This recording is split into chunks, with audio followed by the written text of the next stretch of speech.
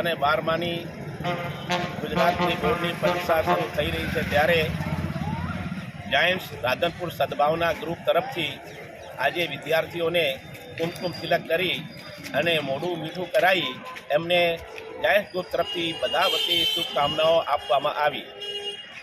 પાટણ જિલ્લાના રાધનપુર ધોરણ 10 અને 12ની બોર્ડની પરીક્ષાને લઈને વિદ્યાર્થીઓને મીઠું મોઢું કરાવી શુભકામનાઓ આપવામાં આવી।